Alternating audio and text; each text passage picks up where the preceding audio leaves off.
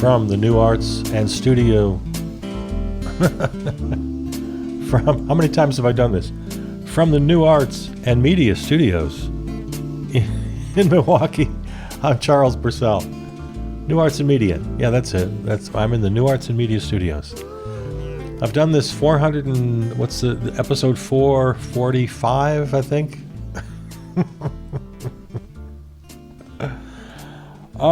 Okay, hey, how are you? It's Ben, as always. Man, I used to do this show daily, and I got to tell you, that was a lot easier. Because it just, talk about the day's news and give some commentary, and it's all well and good.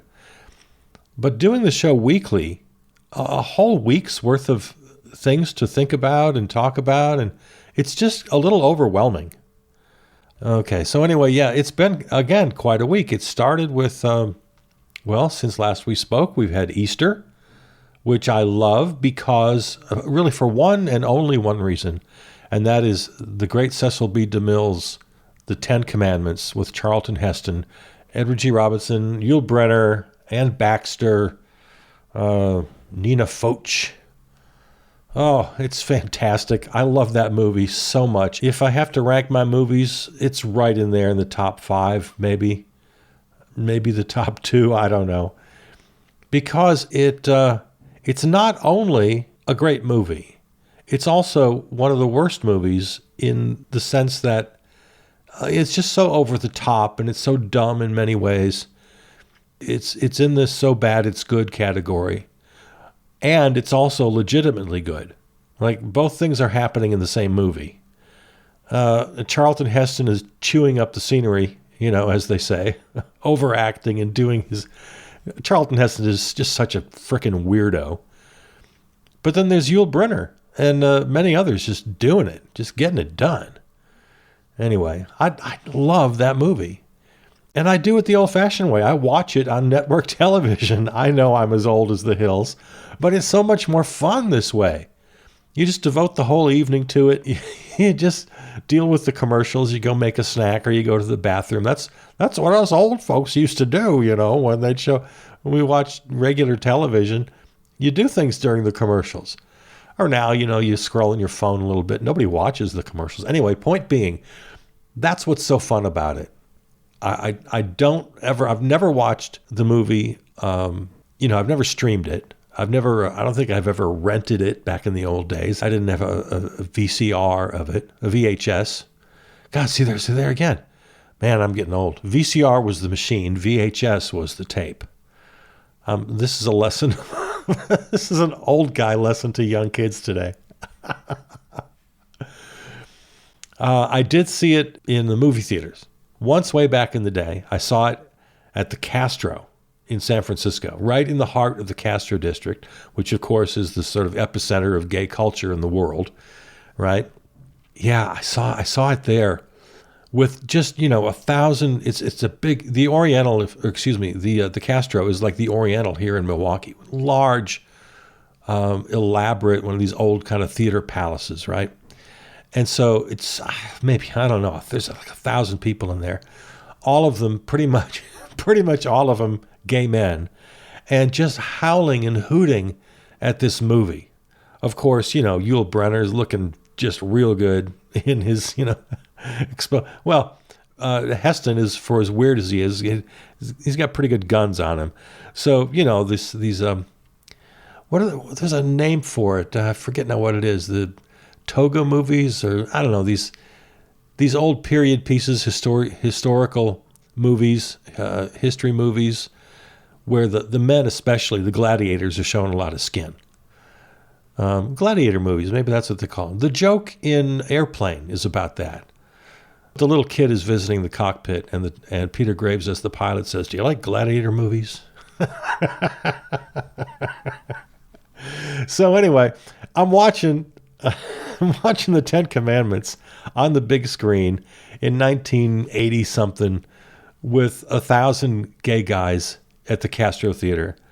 And it was the most fun I ever had watching a movie. It was so great. I remember to this day that the very best line, it was just hilarious.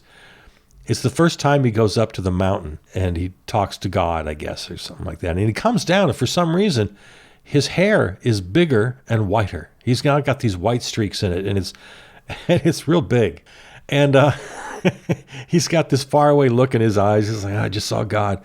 And he walks down, and his wife, she's waiting down with Joshua, who's come to visit. And so here he comes. And the first thing she says to him, she says, Moses, your hair. And the entire theater just erupted. They loved that line. So, yeah, that was part of my weekend, watching the Ten Commandments. Other than that, Easter doesn't mean too much since I've been an atheist since I was about 12. So Easter doesn't mean too much. You know, you get older, you don't care about the Easter bunny and the candy and all that. Although when I had kids, when I say my kids were young, I should put it that way, there was one memorable Easter we got on the home movies. We took some home movies of the kids, and my son was just old enough to almost be counting. So he's counting jelly beans. He's going 1, 2, 4, 7, 13, and it's very funny. And his sister, 4 years older, is trying to correct him, but it's one of those great, sweet kind of family videos. You know, it's really nice. And then the next day, I got the camera out again, and then my daughter, poor girl, she's looking for her Easter basket. The boy finds his within a matter of a couple of minutes. It takes her like a half an hour. And I'm trying to give her clues, but she's just not taking them. I can't tell her that I know where it is. But I'm trying so hard to give her clues. And she's just not picking up on the clues. So I've got like a half-hour video of her looking for her basket and getting more and more disturbed. And at the end, practically in tears, saying, the Easter Bunny forgot me. So Easter means nothing to me except for that really great memory and those two great videos. And Moses. Great movie. And to watch it the old-fashioned way. Take a whole evening and watch it with the commercials.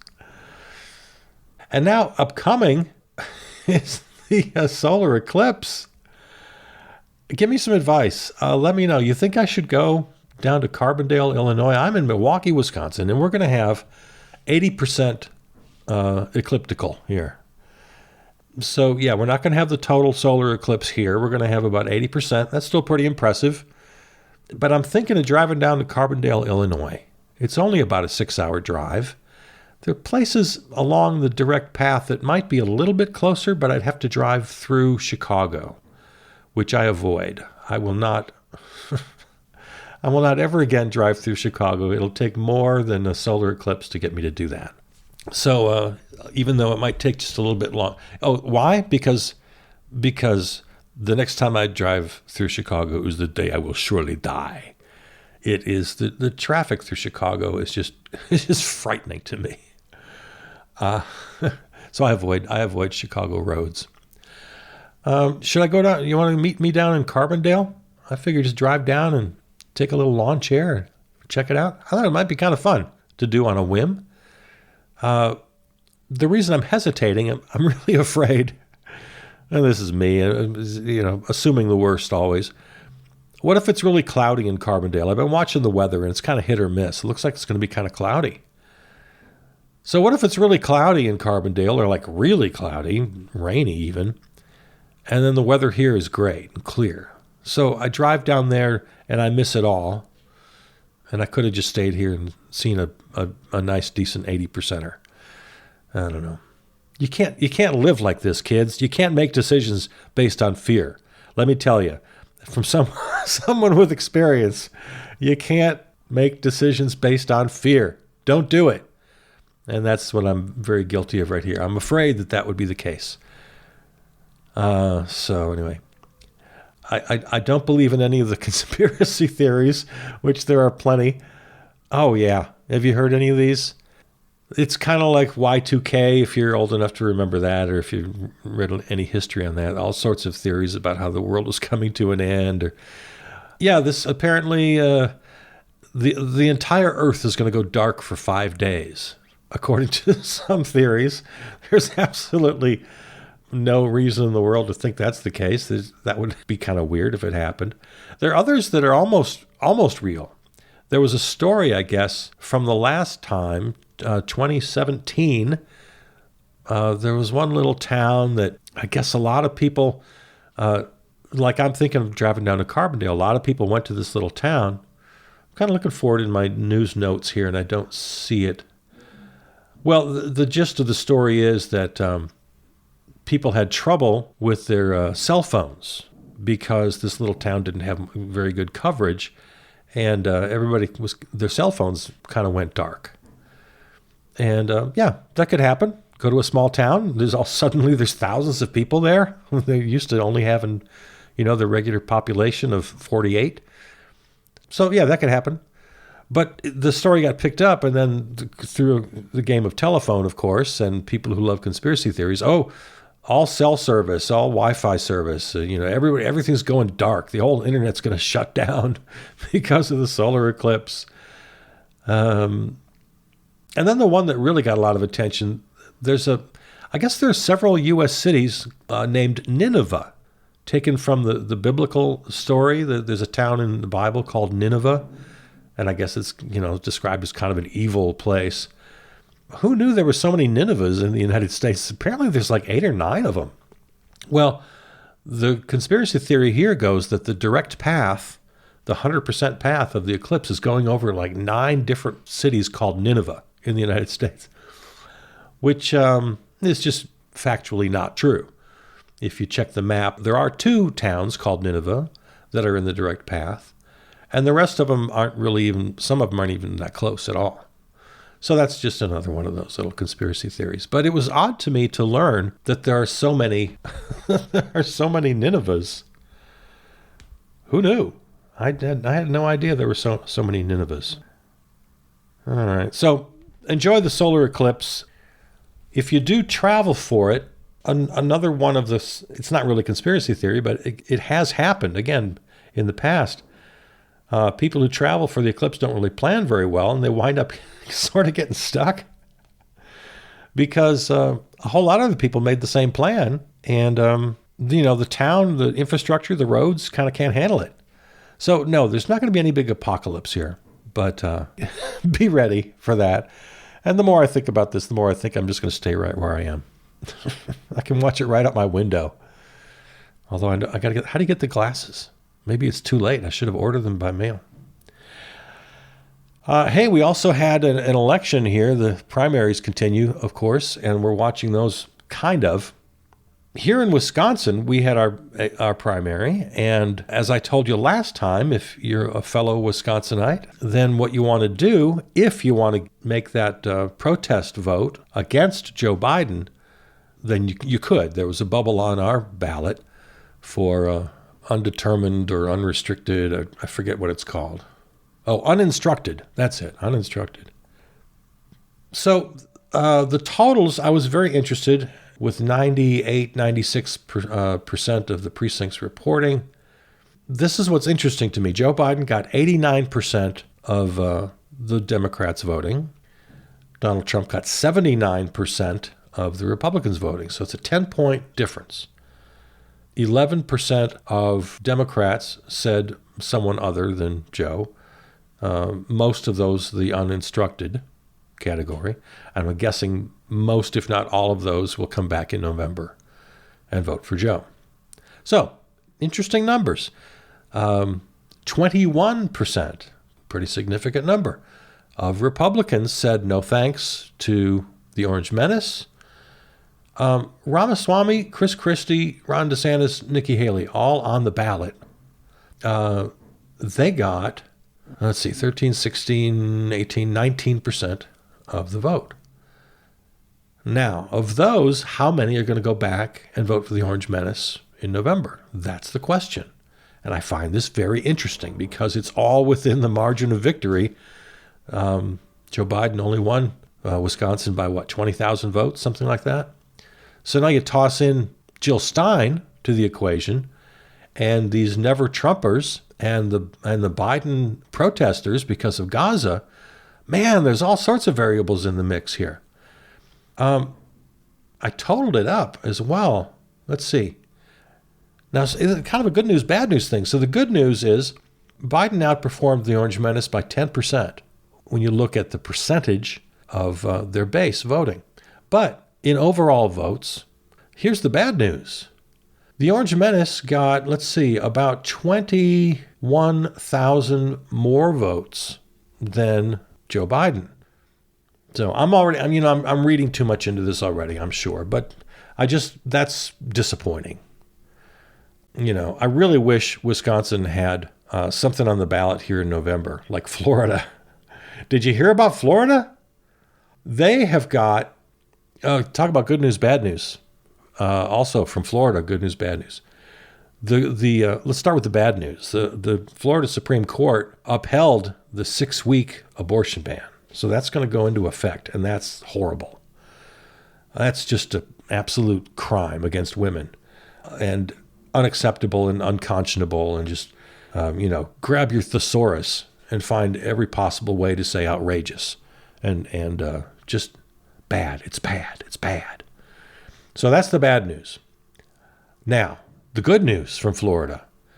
That same court on the same day allowed for a ballot initiative, a referendum, on the Florida ballot statewide in November 2024 that gives voters a chance to strike down this ban. Voters, it'll be up to voters to approve an amendment protecting abortion rights. This is a very big deal. We've seen it happen already. Where did this happen? I know it happened in Kansas. It happened in a couple of other very deep red states. It happened here in Wisconsin with the election of Justice Protasewicz to the Supreme Court, the state Supreme Court. Every time so far, no matter where, red states, blue states, purple states, if abortion is on the ballot, it wins. It has wide support across the political spectrum, from Republicans to Democrats, independents. People want those rights. So that's a big deal. And I think it was the very same day as the Florida State Supreme Court was handing down these decisions, also legalized weed. That's going to be on the ballot in November. And I know it's almost seems like a weird fever dream that the Democrats could win in Florida. Certainly Joe Biden couldn't win in Florida, could he? I mean, this is going to bring people out. Talk about getting your base to the polls. The Florida Supreme Court just took care of that. The Democratic base will be getting to the polls in Florida in great numbers because they've got an amendment to protect abortion rights, and they've got a vote to legalize recreational marijuana. Man, who ever thought we'd have reason to be thankful? And we do. Send thank you notes in care of the Florida Supreme Court. Jesus, Mother, Mary, and Joseph. So there you go. Yeah, I wish we had something on our ballot. I've been saying that every cycle. Say, guys, come on. I write letters and and I do podcasts about it. And we got to get legal pot and abortion. We got to get these things on our ballot. They're surefire winners every time. All right, what else is going on since we spoke? God, I hate talking about Gaza because it just pisses me off. I just get upset. Talk about going to your thesaurus. It's become impossible to talk about this. It just gets worse and worse and worse all the time. Now 7 aid workers were killed, in addition to just the like clockwork regular massacres of Palestinians. Is it up over 32,000, I think now? And we throw out that number. It continues to grow all the time, right? But there are estimates that it could be double that. It's so hard to know. But at least 32,000 killed, 2/3 of which are women and children. Another, whatever the number of casualties is, the number of deaths, murders, now double or triple that for the injuries, people maimed and loss of limb, and then to toss in the starvation, which has set in. I mean, this is not some little opinion from your friendly neighborhood podcast host. It's the United Nations saying now to Netanyahu and Israel, look, man, we have ruled against you in the court, in the international court, that the case that South Africa brought. The initial ruling on that was, no, we're not going to find you guilty of genocide, but we do see clear evidence that you're right on the brink, and if you don't do something about it real quick, we're going to come down on you. And they have. They said, look, this is a genocide. Cut it out. Show us. Now, of course, the problem, the International Court of Justice has no way of enforcing their rulings. The only force they have is the goodwill of the rest of the nations on earth, which they mostly have. Even the United States, their position is getting a little stronger from Tony Blinken and the State Department and from Joe Biden himself, just insisting that Israel allow food, allow aid, that they are more discriminate with their bombing and their war making, that they avoid civilian casualties. The language is getting much, much tougher. But as we talked about, I think that's mostly for domestic reasons. The folks, myself and my neighbors here in Wisconsin who voted uninstructed, joining other people in Michigan and had a pretty big turnout for the non-Joe Democratic primary votes. So whether it's for domestic politics or not, the fact remains, world opinion is really pretty much against Israel now. They stand alone. Now, of course, it's only words from Joe Biden. It was revealed just this week, another $2 billion worth of bombs that'll just knock out whole cities were approved for shipment to Israel by Joe Biden, when at the very same time he's trying to talk tough and insist on peace. Yeah, I saw this and I was a little confused because I know, there's this big hang-up in Congress, but apparently Joe has been able to work around Congress and get shipments to Israel of armaments. And this, I guess, something was already approved or something that he was able to back channel. But yeah, we're talking major warplanes, major bombs, right, that can level whole neighborhoods, whole cities. So Joe's talking out of both sides of his mouth at the same time. Not good, not good, not good. And yet, here we are, stuck. We have to vote for him because talk about a week's worth of news. There's always like a half a dozen horrible things that the Orange Menace has done. He continues to use the word bloodbath in several ways. He doubles and triples down calling immigrants animals and vermin, and we could spend the entire half hour just listing all of the atrocities that come out of his mouth. And the one I suppose we should talk about a little bit, you may not have seen the actual footage or the picture. There's this picture going around. It's like a giant decal that you can put on your pickup truck. And it's a picture, like an AI picture of Joe Biden laying in the back of a pickup truck hog-tied. He's got ropes around his chest and his legs, his ankles and his wrists tied behind his back and his ankles tied up. He's hog-tied. And he's laying down in the back of a pickup truck. And then you put this big decal, it covers the entire door.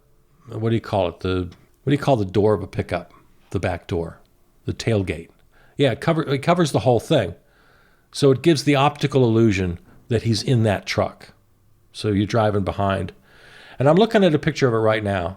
And from the right angle, it really literally does look like that. So anyway, that's horrible, right? That's bad. And the Orange Menace shared a video that shows this. And of course, along with that giant decal, of course, the truck is festooned with all sorts of Trump flags and other bumper stickers and decals and things. So the Orange Menace shares that on his social media, along with a lot of other incendiary language about the Democrats, about immigrants, about Joe Biden, about one of the judges in one of his trials and the judge's daughter, and anybody else would literally be in jail. Anybody else would be in jail by now. Anybody. I mean, anybody except for him would already be in jail right now for the kind of over-the-top, unacceptable language he's using on his weird little social media platform, Truth, which, of course, gets picked up by everybody else. The platform itself only has a couple million followers, and so he couldn't do it just with that. Everybody picks it up. Oh, speaking of which, well, here, let me finish one thought before I finish with that. Yeah, anybody else would be in jail. Remember when Kathy Griffin, she held up a few years ago this mock head of Donald Trump, like the mock severed head. I was very critical of her. I thought that was way over the top, and I thought she deserved to get quote unquote canceled. I thought that was really bad, and she was treated very harshly for that. I thought she deserved it, actually. Most lefties thought it was funny and fine. I didn't. But yeah, that's pretty much what he's doing on a daily basis. He's inciting his people to violence, and he knows he is. Let's just, I'm looking at the clock here. I see we're out of time. Let me just finish with another story from the week. I don't know how to laugh or cry again. You gotta learn to do both, I guess, these days. Speaking of Truth Social, the Orange Menace's weird little, platform, he went public with the company. So he sold, so it's now on the stock exchange, and it opened at this ridiculous value. And on paper, he just made like $8 billion or something. It was insane. It was crazy. And so ironic that he did this to raise money, because he needs money because he's been convicted in civil court for overvaluing his properties. And so he tries to get the money by overvaluing one of his properties. I mean, you can't, oh Lord help me. It's just such a weird story, because then, and everybody knew the minute it happened. I'm no financial expert, but even I could tell. And then the experts kind of, confirmed it for me. Oh yeah, this is just a big blow up on day one. It's not going to last. It's just his followers who think it's cool, or it's rich people who want to be buddy with him, or and it just plummeted within days, and it'll continue to do so. It'll fall down to its actual value, which is nothing. This company loses money every year. They release some financial data that you have to when you open yourself up on the exchange. You got to give them some numbers. And the thing lost like $58 million last year. So, oh God. All right. Well, there it is. There's our day together. It's been quite a week, and it'll be a week. All right. I love you. I'll see you down in Carbondale, okay? All right. Take care.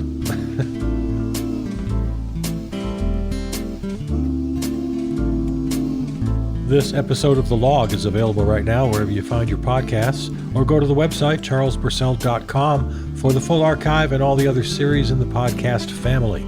Follow me on Facebook. Write to me at charlespurcell@gmail. Thanks to our flagship terrestrial station, River West Radio, riverwestradio.com. Theme music composed and performed by Peter Donalds. From the New Arts and Media Studios in Milwaukee, I'm Charles Purcell.